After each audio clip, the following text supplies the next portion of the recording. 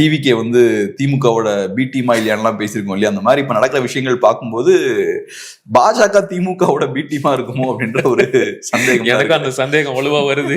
தமிழ்நாடு பாஜக யாருக்கு வேலை செய்யற? அது போக நீங்க இந்த மாதிரி அதிமுகவை சீண்டிக்கிட்டே இருந்தீங்கன்னா அதிமுக ஓட்ஸ் வந்து பாஜகவுக்கு டிரான்ஸ்பர் ஆகாது. இதெல்லாம் ரொம்ப சாதாரண பேசிக்கான விஷயம், அவங்களுக்கு கண்டிப்பா தெரியும். இதெல்லாம் தெரிஞ்சு அவங்க அதிமுகவே சீண்டிட்டு இருக்காங்கன்னா அதுக்கான காரணம் என்ன, பின்னாடி என்ன கேம் பிளான் இருக்குன்னு நமக்கு தெரியல. அன்பார்ச்சுனேட்லி பிஜேபிக்கு வேற சில கேம்ஸ் இருக்கு, அவங்களுக்கு வேற ஏதோ பிளான்ஸ் இருக்கு. ஒருவேளை அதிமுகவை இந்த தேர்தலோட மொத்தமா முடிச்சு கட்டிட்டு அந்த இடத்த நாம எடுத்துக்கலாம்னு பாக்குறாங்களோ? அதுவும் எனக்கு புரியல. அப்படி பண்ணோன்னே அலையன்ஸ் ஃபார்ம் பண்றீங்க. சரி, தத்துவ எதிரியை மீறி நீங்க திமுக கூடயோ பாஜகவோடய போய் கூட்டணி வச்சிட்டீங்கன்னா டிவிக்கு தொண்டர்கள்லாம் கோவப்பட்டு கட்சியிலிருந்து வெளில போயிருவாங்களா? அந்த தத்துவத்துக்காக தான் தொண்டர்கள்லாம் டிவிக்கு வந்து சேர்ந்தாங்களா? விஜய்க்காக வந்து சேர்ந்தாங்க. சோ விஜய் சொன்னா கேட்க போறாங்க, அவ்வளவுதான். நெற்றிக்கண் வலையொலி உறவுகளுக்கு வணக்கம். இன்றைய அரசியல் உரையாடலில் நம்முடன் இணைந்திருப்பவர் அன்பு அண்ணன் திரு கேப்ரியல் அவர்கள். வாருங்கள், அவருடன் பேசலாம். அண்ணே வணக்கம். வணக்கம்.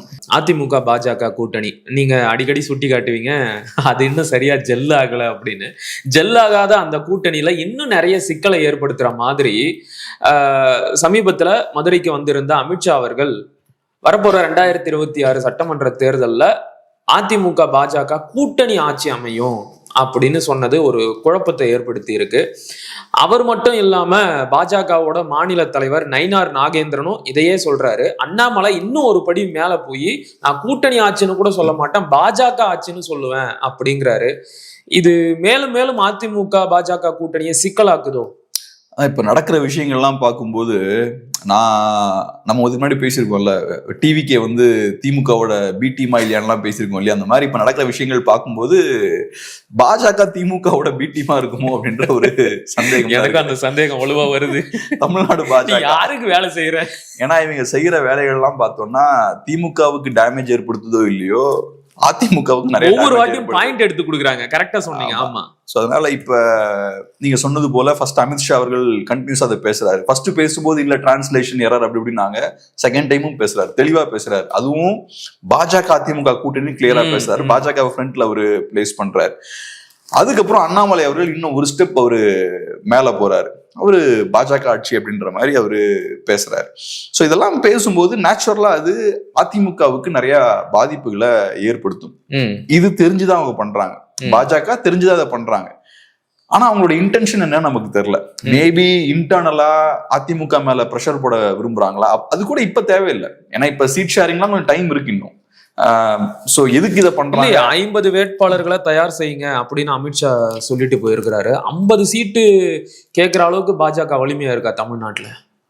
இப்ப பாஜகவும் அதிமுகவும் ஒரு கூட்டணி அமைச்சிருக்காங்க. இந்த கூட்டணி நல்லா பெர்ஃபார்ம் பண்ணணும்னா பாஜக செகண்ட் ஃபிடில்பாங்கல்ல, அந்த ரோலை பிளே பண்ணும். சத்தம் இல்லாம அதிமுக ஃப்ரண்ட்ல நிப்பாட்டிட்டு இவங்க கொஞ்சம் அந்த ஜூனியர் பார்ட்னர் ரோல பிளே பண்ணும். இல்ல நாங்க நேஷனல் லெவல்ல ரொம்ப பவர்ஃபுல்லான கட்சி, தமிழ்நாட்டிலயும் நாங்க அதே மாதிரி நாங்க தான் முன்னிருந்து எல்லாம் பண்ணுவோம் அப்படின்னு பண்ணாங்கன்னா கூட்டணி ஒர்க் அவுட் ஆகாது, கூட்டணி தோற்கும்.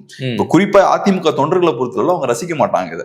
அவங்களுக்கு தெரியும் நம்ம கட்சி தான் அந்த கூட்டணியில பெரிய கட்சி, இவனுங்கனால நம்ம மைனாரிட்டி ஓட்ஸையும் இழந்திருக்கோம், நமக்கு நிறைய பிரச்சனையும் வருது, இது போக நம்ம வந்து சீண்டிக்கிட்டும் இருக்காங்க அப்படின்னா அவங்க அதை ரசிக்க மாட்டாங்க. அவங்களுக்கு பாஜகவை பார்க்கும்போது கோபம் தான் வரும். ஆனா இதை பத்தி அதிமுக தலைமைக்கு கவலை இருக்கிற மாதிரியே தெரியலையே.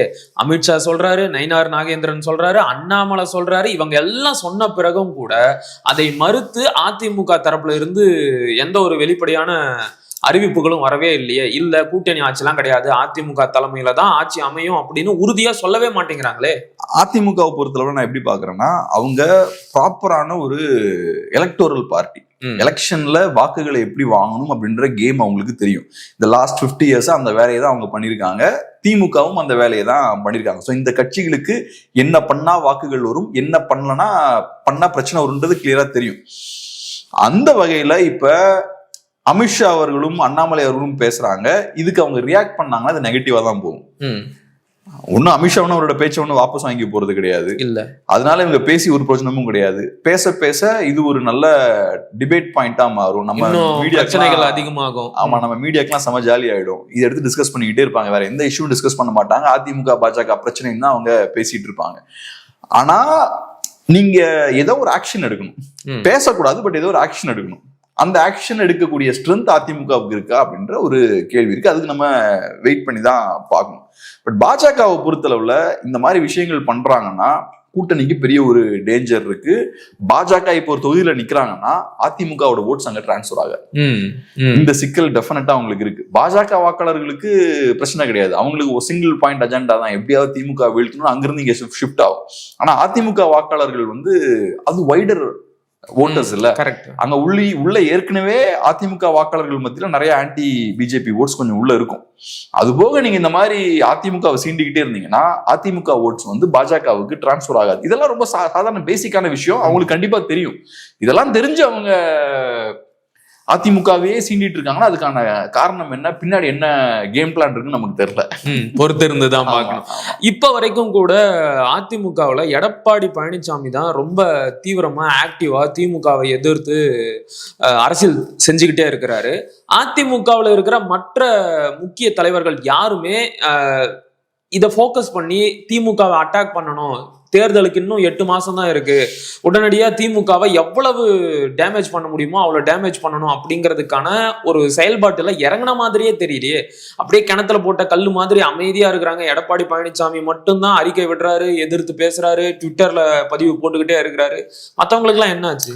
அதாவது இப்ப சில நேரங்கள் பார்த்தோம்னா உங்களுக்கு எல்லாமே ஸ்மூத்தா நடக்கும். நீங்க தப்பே பண்ணாலும் சுத்தி இருக்க விஷயங்கள்லாம் உங்களுக்கு கரெக்டா நடக்கும். ஹிட்லர் ஸ்டார்டிங்ல வாருக்கு போகும்போது எல்லாமே டக் டக் டக்னு அவரு கரெக்டா நடந்தது. அப்புறம் ரஷ்யாக்குள்ள போகும்போது பார்த்தோம்னா அவரு கரெக்டான விஷயங்கள் பண்ணாலுமே சுத்தி இருக்க புற சூழல்கள் பார்த்தோம்னா கிளைமேட் அதுன்னு எல்லாமே தப்பு தப்பா நடக்கும். அந்த மாதிரி ஒரு ஃபேஸ் இப்ப டிஎம்கேவுக்கு இருக்கு. டிஎம்கே பார்த்தோம்னா இப்ப என்ன தப்பு பண்ணாலும் அவங்களுக்கு வண்டி ஸ்மூத்தா போய்கிட்டே இருக்கு. அது காரணம் என்னன்னா இந்த சூழல் பார்த்தோம்னா அவங்களுக்கு ஏத்த மாதிரியான ஒரு கண்டிஷன்ஸ் இப்ப இருக்கு. அம்மையார் ஜெயலலிதா அந்த மாதிரியான ஒரு பீரியட் அவங்க என்ஜாய் பண்ணாங்க. அவங்க அந்த மக்கள் நல கூட்டணி எல்லாம் உருவாகி ஓட்ஸ் எல்லாம் பிரிக்கும் போது அவங்களுக்கும் ரொம்ப ஸ்மூத் செயிலிங் பாங்கல்ல, அவங்க தப்பே பண்ணாலுமே பெரிய பாதிப்பு எதுவும் ஏற்படாம வண்டி ஸ்மூத்தா போயிட்டு இருந்தது. இப்ப அதிமுகவுக்கு கொஞ்சம் டஃப்பான ஒரு டைம். அவங்க கரெக்டா காய்களை நகர்த்தினாலுமே கூட சுத்தி தப்பு தப்பா எல்லாம் நடக்கக்கூடிய ஒரு சூழல் இருக்கு. குறிப்பா இப்ப பிஎம்கேல பார்த்தோம்னா பிரச்சனைகள் போயிட்டு இருக்கு. இது அதிமுக ஒன்றும் பண்ண முடியாது, அங்க அப்பாவும் பையனும் சண்டை போட்டுட்டு இருக்காங்க. ஆனா இது அதிமுகவை பாதிக்கும். ஏன்னா நாளைக்கு நீங்க கூட்டணிக்குள்ள வரீங்கன்னா சண்டை போட்டுக்கிட்டே இப்படி வந்தீங்கன்னா நீங்க பலவீனமா வரீங்க.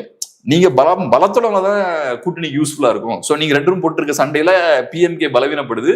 சோ கூட்டணிக்குள்ளேயே வந்தாலுமே அந்த அலைன்ஸால வரக்கூடிய அந்த பெனிஃபிட்ஸ் கம்மியாகுது. அதே மாதிரி டிஎம்டிகே வீக் ஆயிட்டாங்க, ரொம்ப பலவீனப்பட்டு போயிருக்காங்க. இன்னொரு சில டிவிகேன்ற புது ஃபோர்ஸ் உள்ள வராங்க.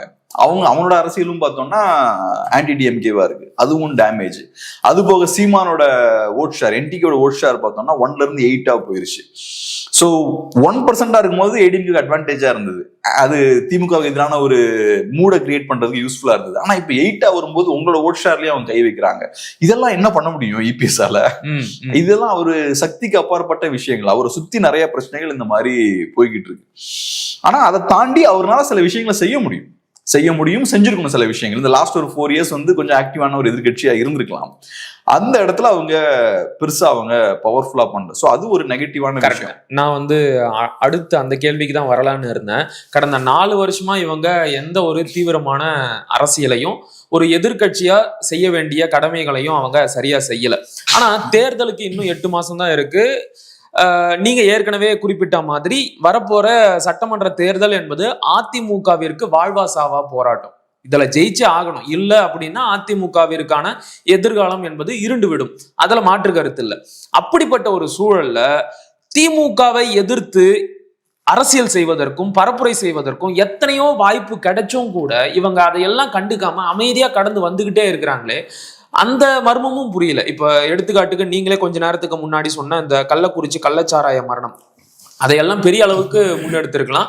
அடுத்தது பெண்களுக்கு எதிரான குற்றங்கள், சட்ட ஒழுங்கு சீர்கேடுகள், இதையெல்லாம் பெரிய அளவுக்கு அவங்க அரசியலா மாத்தி இருக்கலாம். ஆனா எதையுமே செய்யாம அமைதியாவே இருக்கிறாங்க.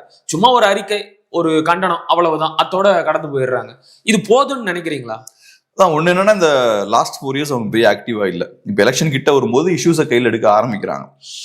கையில அவங்க இஷ்யூஸை எடுக்கும் போதும் அது பெரிய ஒரு பேசு பொருளா ஆக மாட்டேங்குது. இப்ப இபிஎஸ் அவர்கள் சட்டம் ஒழுங்கு இங்க சரியில்லைன்னு பேசுறாரு, வேற நிறைய இஷ்யூஸ் அவர் எடுத்து பேசுறாரு, முதல்வர் ஸ்டாலின் மேல நிறைய விமர்சனங்கள்லாம் வைக்கிறாரு. இதெல்லாம் வைத்தாலும் அது பெரிய நியூஸா மாற மாட்டேங்குது. அதுக்கு முக்கியமான காரணம் மீடியா வந்து அவங்க சைட்ல இல்ல. நீங்க என்னதான் பேசினாலும் மீடியா அதை பெருசா நியூஸ் ஆக மாட்டாங்க. இதே டிஎம்கே ஆட்சியில டிஎம்கே எதிர்கட்சியா இருக்கும்போது சின்ன தப்பு நடந்தாலும் டிஎம்கே அதை பெருசா பேசினாங்க, மீடியாவும் அதை பெருசா பேசினாங்க. இப்ப நீங்க சில இஷ்யூஸ், இப்ப நடக்கக்கூடிய இந்த சில இஷ்யூஸ்லாம் நீங்க டைப் பண்ணி பாத்தீங்கன்னா யூடியூப்ல வர வீடியோஸ் எல்லாமே 7-8 years ஓல்டு வீடியோஸா வரும். அதே இஷ்யூஸ் தான், லா அண்ட் ஆர்டர் இஷ்யூஸா இருக்கலாம், நிறைய இஷ்யூஸ் நீங்க டைப் பண்ணி பாருங்களேன், பழைய வீடியோஸ் தான் வரும். இதே ஊடகங்கள் இதே இஷ்யூஸ் அப்ப டச் பண்ணிருக்காங்க, ஆமா, அதே சேம் இஷ்யூஸ் இப்ப டச் பண்ண மாட்டேங்கிறாங்க. சோ அப்ப இதெல்லாம் சிக்கலான ஒரு விஷயம். இத கூட நான் வந்து ஏதோ சதினா நான் சொல்ல வரல, இது ஏடிஎம்கேவோட ஒர்க். இப்ப டிஎம்கேவுக்கு என்ன, மீடியா சும்மா வேலை பார்க்கல, ஏதோ அவன் கிரவுண்ட்ல வேலை பார்த்திருக்காங்கல்ல, அந்த வேலையை நீங்களும் பார்த்திருக்கணும். அன்பார்ச்சுனேட்லி அதெல்லாம் பார்க்கல. பட் ஏதோ ஒண்ணு இப்ப முயற்சி பண்றாங்க, லைட்டா ஒவ்வொரு ஸ்டெப்பா எடுத்து வைக்க ட்ரை பண்றாங்க. ஆனா போதிய அளவுக்கு காலம் இல்லையே, இன்னும் ஒரு 10 மாசம் இருக்கு, பார்ப்போம். நான் எப்படி பாக்குறேன்னா, நான் வந்து ஏடிஎம்கேவை ரொம்ப ஈஸியா ரைட் ஆஃப் பண்ணிட வேண்டாம் அப்படின்னு நான் பாக்குறேன். ஏன்னா இப்ப பிஜேபி ஏடிஎம்கே அலைன்ஸ் ஸ்ட்ராங்கான அலைன்ஸ் தாங்க என்ன பொறுத்தளவுல. பிஜேபி பிரச்சனை பண்ணாம இருந்தாங்கன்னா அது ஸ்ட்ராங்கான அலைன்ஸ் தான் அது. ஆனா அவங்க அப்படி பிரச்சனை பண்ணாம இருக்கிற மாதிரி தெரியலையே. சோ ஒண்ணு என்ன பொறுத்தல ஏடிஎம்கே பிஜேபி சேர்ந்தாலே அது ஒரு ஸ்ட்ராங்கான அலைன்ஸ் தான். அது போக பிஎம்கே டிஎம்டிகே வேற சிறிய கட்சிகள்லாம் உள்ள வந்தாங்கன்னா அது இன்னும் நல்ல ஸ்ட்ராங்கான ஒரு ஃபார்மிடபிளான ஒரு அலைன்ஸ் தான். எங்கனால திமுக அணியை வீழ்த்த முடியும் அப்படின்ற ஒரு நம்பிக்கையை அவங்களோட ஃபாலோவர்ஸுக்கு அந்த அலைன்ஸால கொடுக்க முடியும். பட் ஒரு கோஆர்டினேஷனோட அவங்க ஒர்க் பண்ணும். அதை பண்ணுவாங்களா, அது ஃபார்ம் ஆகுமா, அதெல்லாம் நம்ம வெயிட் பண்ணி தான் பார்க்கணும். பட் நான் எப்படி பாக்குறேன்னா, ஒரு அலைன்ஸ் ஃபார்ம் பண்ணிட்டாங்கன்னா அதுக்கு டெஃபினட்டா அது ஃபைட்டிங் சான்ஸ் அவங்களுக்கு இருக்கு. அது போக இதை நான் ஏன் கான்ஃபிடென்ட்டா சொல்றேன்னா, அதுக்கு முக்கியமான காரணம் திமுகவுக்கு ஆன்டி இன்கம்பன்சி இருக்கு. இந்த லாஸ்ட் ஒரு 4 yearsல அவங்க ஆட்சி பண்ணிருக்காங்கன்னா அவங்களுக்கு ஆன்டி இன்கம்பன்சி டெஃபினட்டா இருக்கும். கண்டிப்பா நிறைய மக்கள் திமுக ஆட்சி மேல பெரிய அதிருப்தியில இருப்பாங்க. எந்த அளவுக்கு ஆன்டி இன்கம்பன்சி இருக்குன்றது நமக்கு தெரியல. சோ அதிகப்படியான ஆன்டி இன்கம்பன்சி இருந்ததுன்னா மக்கள் இந்த அலையன்ஸ் பக்கம் போறதுக்கான வாய்ப்பு இருக்கு. பட் டெஃபினட்டா அவங்க இன்னும் ஸ்பீட் அப் பண்ணும். இன்னொரு முக்கியமான பிரச்சனை, நீங்க சொன்னது போல இபிஎஸ் அவர்கள் மட்டும் தான் பேசிக்கிட்டே இருக்காரு. மற்ற செகண்டரி லெவல் லீடர்ஸ் எல்லாம் பார்த்தோம்னா குவைட்டா இருக்காங்க. மேபி உதயகுமார் கொஞ்சம் அப்பப்ப பேசுறாரு. ஆனா நிறைய முக்கியமான செகண்டரி லெவல் லீடர்ஸ் வந்து ரொம்ப குவைட்டா இருக்காங்க. அதற்கான மர்மம் தான் புரியல. அது ஒண்ணும் பெரிய மர்மம் இல்ல, கொஞ்சம் யோசிச்சா நமக்கே புரியும். பட் எனிவே இப்ப நான் சுட்டி காட்டின மாதிரி அதிமுகவும் போதிய அளவுக்கு திமுகவை எதிர்த்து அரசியல் செய்யணும் அப்படின்னு முயற்சி பண்ணாலும் இங்க இருக்கிற மீடியாக்கள் அதற்கு சப்போர்ட்டா இல்லை. ஏன்னா டோட்டலா மீடியா பூரா திமுகவோட கண்ட்ரோல்ல இருக்கு.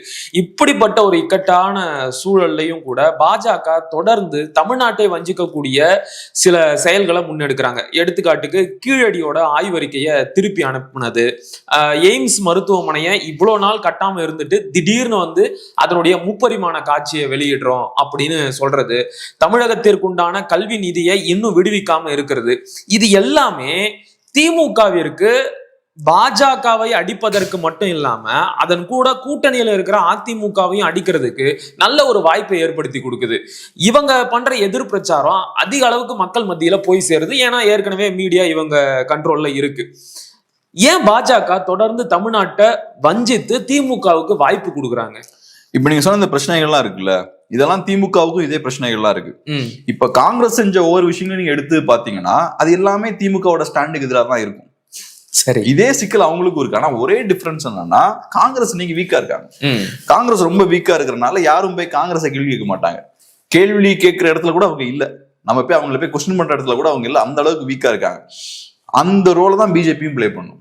இப்ப காங்கிரஸ் ரொம்ப பலவீனமா இருக்கனால அவங்க குவைட்டா இருக்காங்க, திமுக டாமினண்டா இருக்காங்க. சோ அந்த அப்ப காங்கிரஸ் கொண்டு வந்த பேகேஜ் இருக்கு பாருங்க, தமிழர்கள் இதுல காங்கிரஸ் நிறைய விஷயம் பண்ணிருக்காங்க. சோ காங்கிரஸுக்கும் அந்த பேகேஜ் இருக்கு. ஆனா அதை நம்ம கேள்வி கேட்க மாட்டேங்கிறோம். காங்கிரஸ் குவைட்டா அப்படியே பேக் பெஞ்ச்ல உட்காந்துருக்காங்க. அந்த ரோலை பாஜகவும் பிளே பண்ணலாம். அப்படி அவங்க பிளே பண்ணாங்கன்னா அந்த அலையன்ஸுக்கு வந்து பாசிட்டிவா அமையும். அது பாஜக பெருசா அந்த அலையன்ஸ் குறித்து பேசுறது, பாஜக எல்லா தலைவர்களும் அலையன்ஸ் குறித்து பேசிட்டு இருக்காங்க. நயனார் நாகேந்திரன் பேசுறாரு, தமிழிசை பேசுறாங்க, இந்த விஷயங்கள் எல்லாம் அவங்களும் பேசிட்டு இருக்காங்க. இதெல்லாம் பேச வேண்டியது யாரு? கூட்டணியில கூடிய பிகஸ்ட் பார்ட்டினா ஏடிஎம்கே தான். அவங்க குவைட்டா இருக்காங்க, இவங்க எல்லாம் பேசிக்கிட்டே இருக்காங்க. டிவிகேவை உள்ள கொண்டு வந்துடணும்ன்றாங்க, என்டிகேவை கொண்டு வந்துடணும்ன்றாங்க. சோ இதெல்லாம் பண்ணும்போது நேச்சுரலா பிஜேபி டாமினண்டா இருக்கக்கூடிய ஒரு தோற்றத்தை ஏற்படுத்துது. பிஜேபி டாமினண்டா இருக்கு அப்படின்ற தோற்றத்தை ஏற்படுத்தும் போது நீங்க சொன்ன இந்த பேகேஜ் எல்லாம் பெரிய பிரச்சனையை ஏற்படுத்தும். என்டிகே குறித்த கேள்வி வரும், சாரி நீட் குறித்த கேள்வி வரும், டீலிமிட்டேஷன் குறித்த கேள்வி வரும், ஃபண்ட்ஸ் ஏன் வரலன்ற கேள்வி வரும். இந்த மாதிரி பிரச்சனைகள்லாம் வரும்போது பிஜேபி என்ன ஆயிடுவாங்கன்னா அதிமுகவுக்கு ஒரு லைபிலிட்டியா மாறிடுவாங்க. காங்கிரஸ் உட்கார்ந்து இருக்கிறது போலயே நீங்களும் லாஸ்ட் பெஞ்ச்ல போய் உட்கார்ந்துக்கிட்டீங்கன்னா ஓட்டு வாங்குற வேலைய அதிமுக பார்த்துப்பாங்க. உங்க வேலை ஒன்னே ஒண்ணுதான், நீங்க பிரிக்கிற அந்த வாக்குகளை அதிமுகவுக்கு போய் கொடுக்கணும். திரும்ப அதிகாரத்தை வச்சுக்கிட்டு எவ்வளவு பேக்கப் பண்ண முடியுமோ பண்ணுங்க. ஆமா, உங்க கையில இருக்கக்கூடிய அந்த ஓட்ஸ் இருக்கு பாருங்க, ஒரு 7 to 10% ஆன்டி டிஎம்கே ஓட்ஸ் உங்ககிட்ட இருக்கு. அந்த ஓட்ஸை தூக்கிட்டு போய் நீங்க கூட்டணிக்கு டெலிவர் பண்ணணும். அதை பண்ணிட்டீங்கன்னா பெர்ஃபெக்டா அது ஒர்க் அவுட் ஆகும்.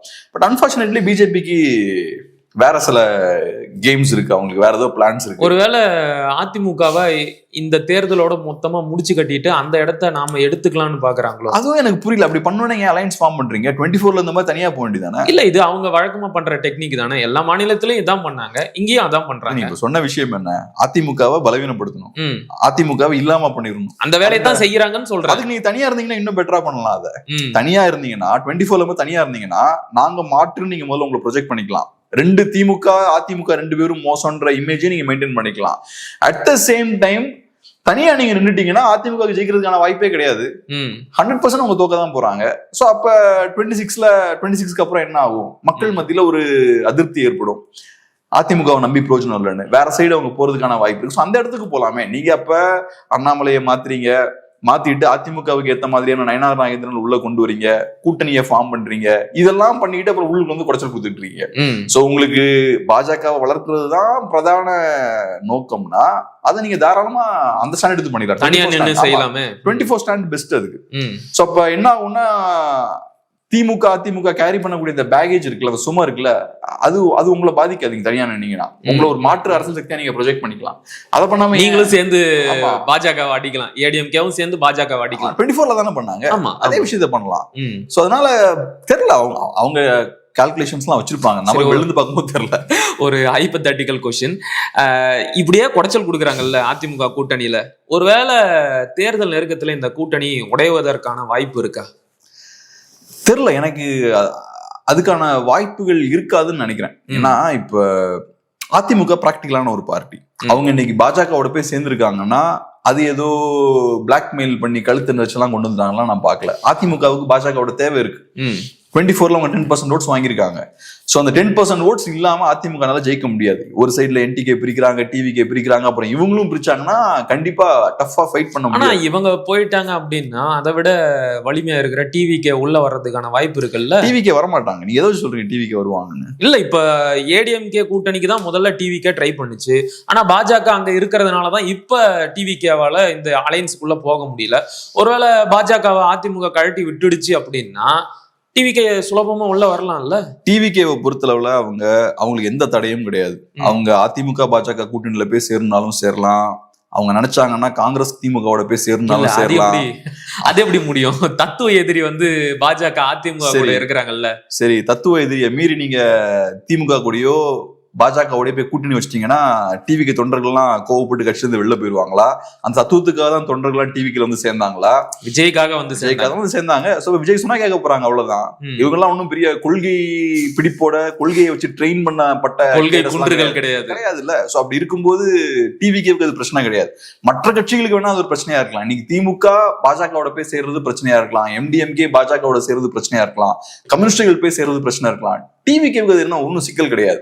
டிவிகேவை பொறுத்தளவுல அவங்க கேம்ஸ் ஆடிட்டு இருக்காங்க, அவங்களுக்கு பப்ளிசிட்டி கிடைக்குது, பேச்சுவார்த்தை நடந்துட்டு இருக்கு அப்படின்ற நியூஸை லீக் பண்றது, மேபி அவங்க பேச்சுவார்த்தையோட நடத்தி இருக்கலாம். இந்த மாதிரி நியூஸ் எல்லாம் வெளில வருதுன்னா அது டிவிகேவுக்கு பூஸ்ட் இல்ல.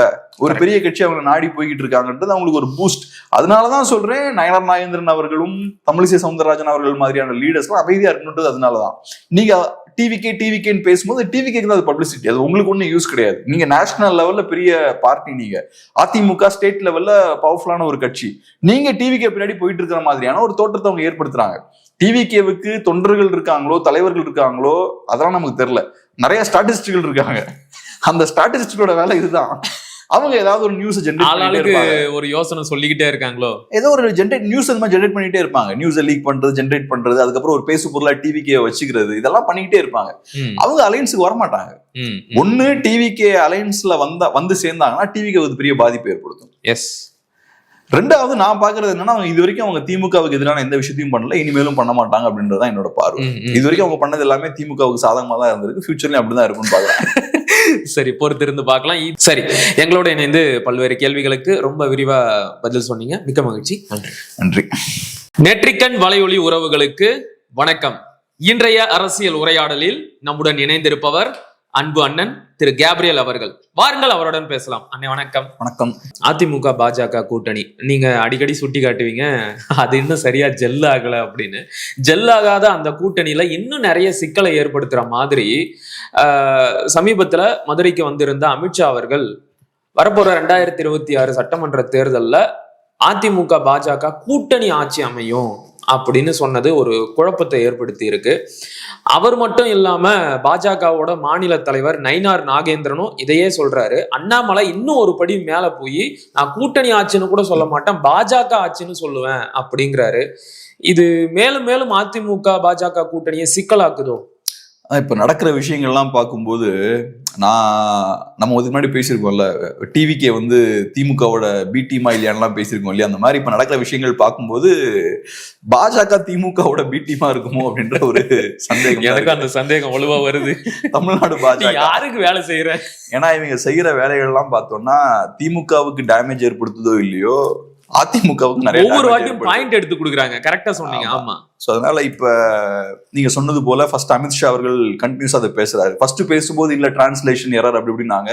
செகண்ட் டைமும் பேசுறாரு, தெளிவா பேசுறாரு. அதுவும் பாஜக அதிமுக கூட்டணி கிளியரா பேசுறாரு. பாஜக ஃப்ரண்ட்ல அவரு பிளேஸ் பண்றாரு. அதுக்கப்புறம் அண்ணாமலை அவர்கள் இன்னும் ஒரு ஸ்டெப் அவரு மேல போறாரு. அவரு பாஜக ஆட்சி அப்படின்ற மாதிரி அவரு பேசுறாரு. சோ இதெல்லாம் பேசும்போது நேச்சுரலா அது அதிமுகவுக்கு நிறைய பாதிப்புகளை ஏற்படுத்தும். இது தெரிஞ்சுதான் அவங்க பண்றாங்க. பாஜக தெரிஞ்சுதான் அதை பண்றாங்க. ஆனா அவங்களோட இன்டென்ஷன் என்னன்னு நமக்கு தெரியல. மேபி இன்டர்னலா அதிமுக மேல ப்ரெஷர் போட விரும்புறாங்களா? அது கூட இப்ப தேவையில்லை. ஏன்னா இப்ப சீட் ஷேரிங்லாம் கொஞ்சம் டைம் இருக்கு இன்னும். சோ எதுக்கு இதை பண்றாங்க? 50 வேட்பாளர்களை தயார் செய்யுங்க அப்படின்னு அமித்ஷா சொல்லிட்டு போயிருக்கிறாரு. 50 சீட்டு கேட்கிற அளவுக்கு பாஜக வலிமையா இருக்கா தமிழ்நாட்டுல? இப்ப பாஜகவும் அதிமுகவும் ஒரு கூட்டணி அமைச்சிருக்காங்க. இந்த கூட்டணி நல்லா பெர்ஃபார்ம் பண்ணணும்னா பாஜக செகண்ட் ஃபிடில்பாங்கல்ல, அந்த ரோலை பிளே பண்ணும். சத்தம் இல்லாம அதிமுக ஃப்ரண்ட்ல நிப்பாட்டிட்டு இவங்க கொஞ்சம் அந்த ஜூனியர் பார்ட்னர் ரோல பிளே பண்ணும். இல்ல நாங்க நேஷனல் லெவல்ல ரொம்ப பவர்ஃபுல்லான கட்சி, தமிழ்நாட்டிலயும் நாங்க அதே மாதிரி நாங்க தான் முன்னிருந்து எல்லாம் பண்ணுவோம் அப்படின்னு பண்ணாங்கன்னா கூட்டணி ஒர்க் அவுட் ஆகாது, கூட்டணி தோற்கும். இப்ப குறிப்பா அதிமுக தொண்டர்களை பொறுத்தவரை அவங்க ரசிக்க மாட்டாங்க இதை. அவங்களுக்கு தெரியும் நம்ம கட்சி தான் அந்த கூட்டணியில பெரிய கட்சி, இவனுங்கனால நம்ம மைனாரிட்டி ஓட்ஸையும் இழந்திருக்கோம், நமக்கு நிறைய பிரச்சனையும் வருது, இது போக நம்ம வந்து சீண்டிக்கிட்டும் இருக்காங்க அப்படின்னா அவங்க அதை ரசிக்க மாட்டாங்க. அவங்களுக்கு பாஜகவை பார்க்கும்போது கோபம் தான் வரும். ஆனா இதை பத்தி அதிமுக தலைமைக்கு கவலை இருக்கிற மாதிரியே தெரியலையே. அமித்ஷா சொல்றாரு, நயினார் நாகேந்திரன் சொல்றாரு, அண்ணாமலை சொல்றாரு. இவங்க எல்லாம் சொன்ன பிறகும் கூட அதை மறுத்து அதிமுக தரப்புல இருந்து எந்த ஒரு வெளிப்படையான அறிவிப்புகளும் வரவே இல்லையே. இல்ல கூட்டணி ஆட்சிலாம் கிடையாது, அதிமுக தலைமையில தான் ஆட்சி அமையும் அப்படின்னு உறுதியா சொல்லவே மாட்டேங்கிறாங்களே. அதிமுகவை பொறுத்தளவு நான் எப்படி பாக்குறேன்னா, அவங்க ப்ராப்பரான ஒரு எலக்டோரல் பார்ட்டி. எலெக்ஷன்ல வாக்குகளை எப்படி வாங்கணும் அப்படின்ற கேம் அவங்களுக்கு தெரியும். இந்த லாஸ்ட் 50 இயர்ஸ் அந்த வேலையை தான் அவங்க பண்ணியிருக்காங்க. திமுகவும் அந்த வேலையை தான் பண்ணியிருக்காங்க. ஸோ இந்த கட்சிகளுக்கு என்ன பண்ணா வாக்குகள் வரும், என்ன பண்ணலன்னா பண்ணா பிரச்சனை வரும்ன்றது கிளியரா தெரியும். அந்த வகையில இப்ப அமித்ஷா அவர்களும் அண்ணாமலை அவர்களும் பேசுறாங்க. இதுக்கு அவங்க ரியாக்ட் பண்ணாங்கன்னா அது நெகட்டிவா தான் போகும். ஒன்னும் அமித்ஷாவும் அவரோட பேச்சை ஒன்னும் வாபஸ் வாங்கி போறது கிடையாது. இல்ல அதனால இவங்க பேசி ஒரு பிரச்சனமும் கிடையாது. பேச பேச இது ஒரு நல்ல டிபேட் பாயிண்டா மாறும். நம்ம மீடியாக்கள் அதிகமாகும். ஆமா, நம்ம மீடியாக்கெல்லாம் செம ஜாலி ஆயிடும். இதை எடுத்து டிஸ்கஸ் பண்ணிக்கிட்டே இருப்பாங்க. வேற எந்த இஷ்யூ டிஸ்கஸ் பண்ண மாட்டாங்க. அதிமுக பாஜக பிரச்சனைன்னு தான் அவங்க பேசிட்டு இருப்பாங்க. ஆனா நீங்க ஏதோ ஒரு ஆக்ஷன் எடுக்கணும். பேசக்கூடாது, பட் ஏதோ ஒரு ஆக்ஷன் எடுக்கணும். அந்த ஆக்ஷன் எடுக்கக்கூடிய ஸ்ட்ரென்த் அதிமுகவுக்கு இருக்கா அப்படின்ற ஒரு கேள்வி இருக்கு. அதுக்கு நம்ம வெயிட் பண்ணி தான் பார்க்கணும். பட் பாஜகவை பொறுத்தளவுல இந்த மாதிரி விஷயங்கள் பண்றாங்கன்னா கூட்டணிக்கு பெரிய ஒரு டேஞ்சர் இருக்கு. பாஜக இப்போ ஒரு தொகுதியில நிக்கிறாங்கன்னா அதிமுகவோட ஓட்ஸ் அங்க டிரான்ஸ்பர் ஆகாது.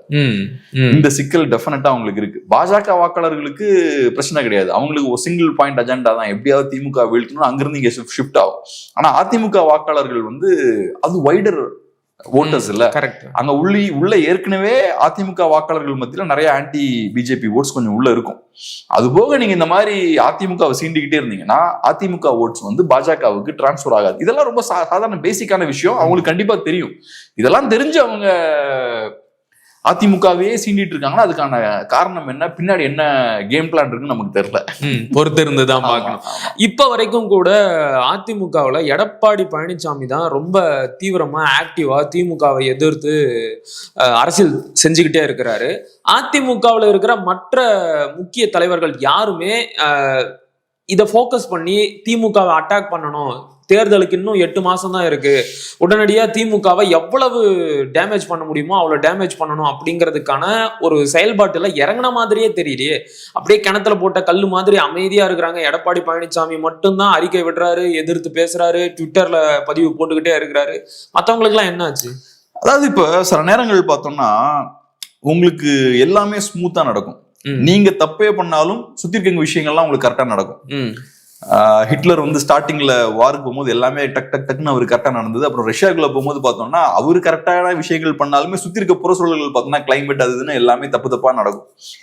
அந்த மாதிரி ஒரு ஃபேஸ் வந்து இப்ப டிஎம்கேவுக்கு இருக்கு. டிஎம்கே பார்த்தோம்னா இப்ப என்ன தப்பு பண்ணாலும் அவங்களுக்கு வண்டி ஸ்மூத்தா போய்கிட்டே இருக்கு. அது காரணம் என்னன்னா இந்த சூழல் பார்த்தோம்னா அவங்களுக்கு ஏத்த மாதிரியான ஒரு கண்டிஷன்ஸ் இப்ப இருக்கு. அம்மையார் ஜெயலலிதா அந்த மாதிரியான ஒரு பீரியட் அவங்க என்ஜாய் பண்ணாங்க. அவங்க அந்த மக்கள் நல கூட்டணி எல்லாம் உருவாகி ஓட்ஸ் எல்லாம் பிரிக்கும் போது அவங்களுக்கும் ரொம்ப ஸ்மூத் செயிலிங் பாங்கல்ல, அவங்க தப்பே பண்ணாலுமே பெரிய பாதிப்பு எதுவும் ஏற்படாம வண்டி ஸ்மூத்தா போயிட்டு இருந்தது. இப்ப அதிமுகவுக்கு கொஞ்சம் டஃப்பான ஒரு டைம். அவங்க கரெக்டா காய்களை நகர்த்தாலுமே கூட சுத்தி தப்பு தப்பா எல்லாம் நடக்கக்கூடிய ஒரு சூழல் இருக்கு. குறிப்பா இப்ப பிஎம்கேல பார்த்தோம்னா பிரச்சனைகள் போயிட்டு இருக்கு. இது அதிமுக ஒன்றும் பண்ண முடியாது, அங்க அப்பாவும் பையனும் சண்டை போட்டுட்டு இருக்காங்க. ஆனா இது அதிமுகவை பாதிக்கும். எஸ், ஏன்னா நாளைக்கு நீங்க கூட்டணிக்குள்ள வரீங்கன்னா சண்டை போட்டுக்கிட்டே இப்படி வந்தீங்கன்னா நீங்க பலவீனமா வரீங்க. நீங்க பலத்தோட தான் கூட்டணிக்கு யூஸ்ஃபுல்லா இருக்கும். சோ நீங்க ரெண்டும் போட்டிருக்க சண்டையில பிஎம்கே பலவீனப்படுது. சோ கூட்டணிக்குள்ளேயே வந்தாலுமே அந்த அலைன்ஸால வரக்கூடிய அந்த பெனிஃபிட்ஸ் வந்து கம்மியாகுது. அதே மாதிரி டிஎம்டிகே வீக் ஆயிட்டாங்க, ரொம்ப பலவீனப்பட்டு போயிருக்காங்க.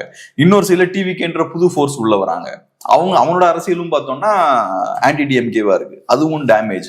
அது போக சீமானோட ஓட் ஷேர், என்டிகேவோட ஓட் ஷேர் பார்த்தோம்னா 1ல இருந்து 8 போயிருச்சு. ஸோ 1% இருக்கும்போது ஏடிஎம்கே அட்வான்டேஜா இருந்தது.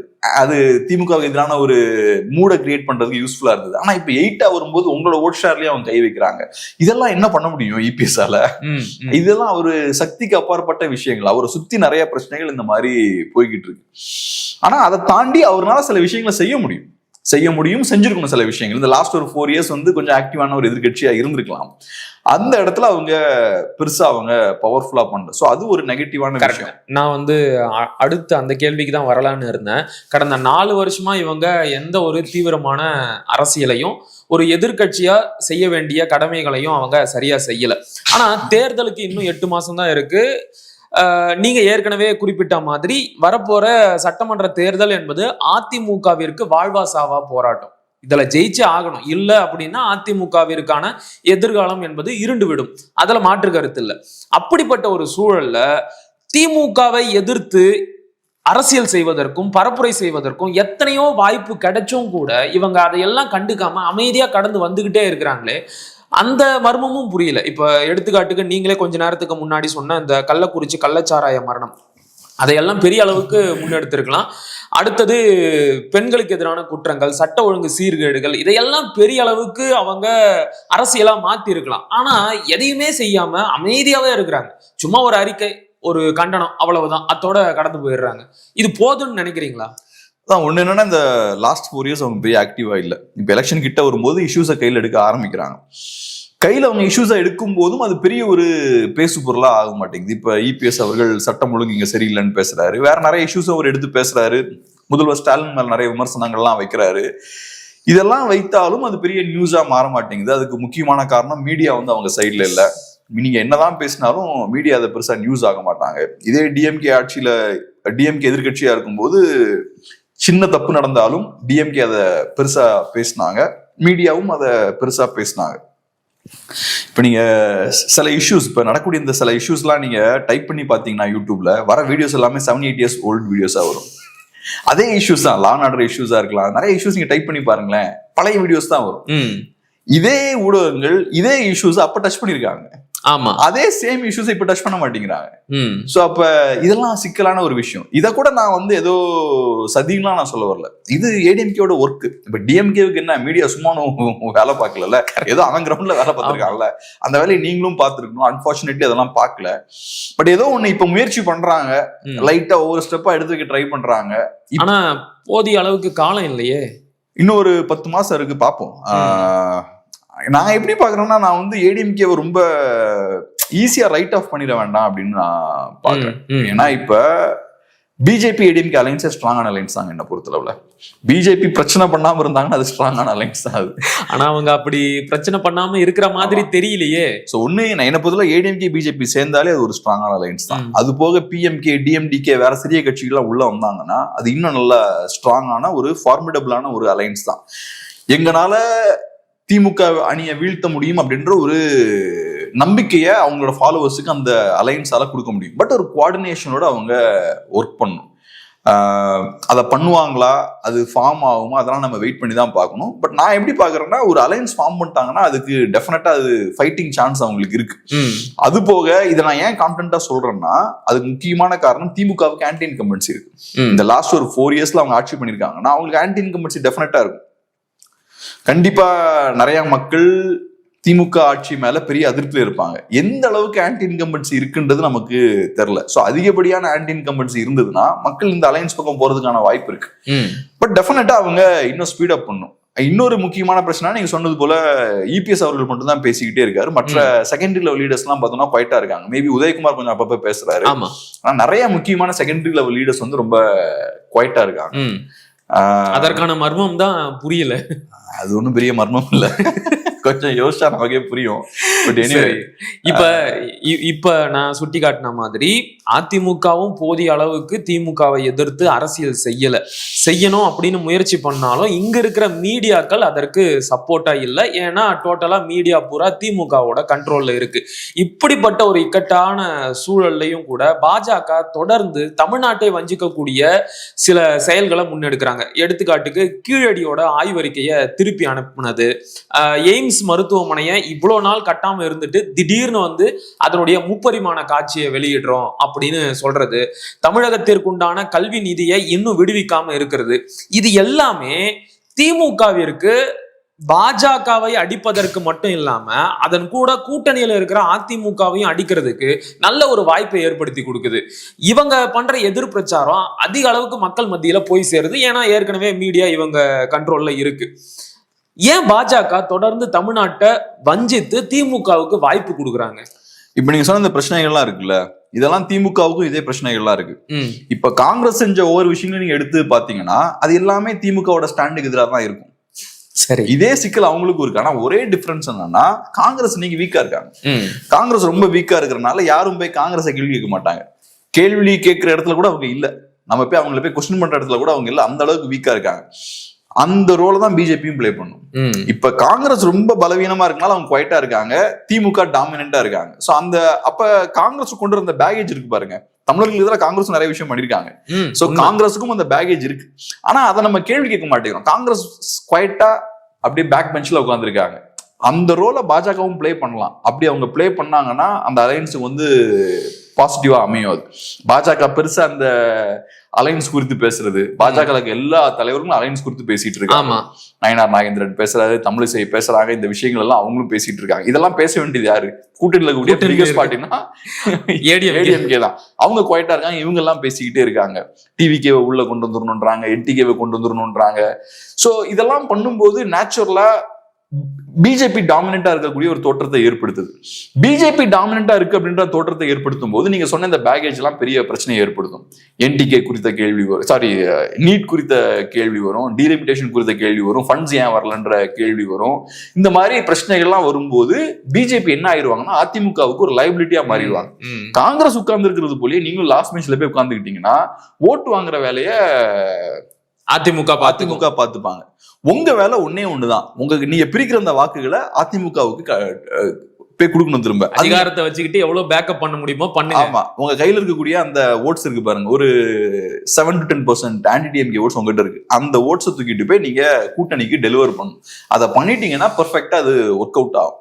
பட் அன்பார்ச்சுனேட்லி பிஜேபிக்கு வேற சில கேம்ஸ் இருக்கு, அவங்களுக்கு வேற ஏதோ பிளான்ஸ் இருக்கு. ஒருவேளை அதிமுகவை இந்த தேர்தலோட மொத்தமா முடிச்சு கட்டிட்டு அந்த இடத்த நாம எடுத்துக்கலாம்னு பாக்குறாங்களோ? அதுவும் எனக்கு புரியல. அப்படி பண்ணணும் அலைன்ஸ் ஃபார்ம் பண்றீங்க, 24ல இந்த மாதிரி தனியா போக வேண்டியதானே? இல்ல, இது அவங்க வழக்கமா பண்ற டெக்னிக் தானே, எல்லா மாநிலத்திலயும் இதான் பண்ணாங்க, இங்கேயும் அதான் பண்றாங்க. இப்ப சொன்ன விஷயம் என்ன, அதிமுகவை பலவீனப்படுத்தணும், அதிமுகவை இல்லாம பண்ணிடணும், அந்த வேலையை தான் செய்யறாங்கன்னு சொல்றாங்க. அதுக்கு நீங்க தனியா இருந்தீங்கன்னா இன்னும் பெட்டரா பண்ணலாம். அதை தனியா இருந்தீங்கன்னா 24ல தனியா இருந்தீங்கன்னா நாங்க மாற்று நீங்க முதல்ல உங்களை ப்ரொஜெக்ட் பண்ணிக்கலாம்.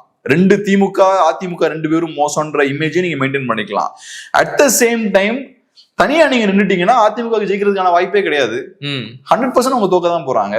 சோ அப்ப 26க்கு அப்புறம் என்ன ஆகும், மக்கள் மத்தியில ஒரு அதிருப்தி ஏற்படும். அதிமுகவை நம்பி பிரயோஜனம் இல்லைன்னு வேற சைடு அவங்க போறதுக்கான வாய்ப்பு இருக்கு. அந்த இடத்துக்கு போலாமே. நீங்க அப்ப அண்ணாமலையை மாத்திட்டு அதிமுகவுக்கு ஏத்த மாதிரியான நயனார் நாகேந்திரன் உள்ள கொண்டு வரீங்க, கூட்டணியை ஃபார்ம் பண்றீங்க, இதெல்லாம் பண்ணிட்டு அப்புறம் உள்ளுக்கு வந்து குடைச்சல் கொடுத்துட்டு இருக்கீங்க. சோ உங்களுக்கு பாஜகவை வளர்க்கறதுதான் பிரதான நோக்கம்னா அதை நீங்க தாராளமா அந்த ஸ்டாண்ட் எடுத்து பண்ணிக்கலாம். 24 ஸ்டாண்ட் பெஸ்ட் அதுக்கு. சோ அப்ப என்ன ஆகும்னா அதிமுக கேரி பண்ணக்கூடிய இந்த பேகேஜ் இருக்குல்ல, அந்த சும்மா இருக்குல்ல, அது உங்களை பாதிக்காதீங்க. தனியா நின்னீங்கன்னா உங்களை ஒரு மாற்று அரசியல் சக்தியா நீங்க ப்ரொஜெக்ட் பண்ணிக்கலாம். அதை பண்ணாம நீங்களும் சேர்ந்து பாஜக அடிக்கலாம், ஏடிஎம்கேவும் சேர்ந்து பாஜக அடிக்கலாம். 24ல தானே பண்ணாங்க, அதே விஷயத்த பண்ணலாம். சோ அதனால தெரியல, அவங்க கால்குலேஷன்ஸ்லாம் வச்சிருப்பாங்க, நம்ம விழுந்து பார்க்கும்போது தெரியல.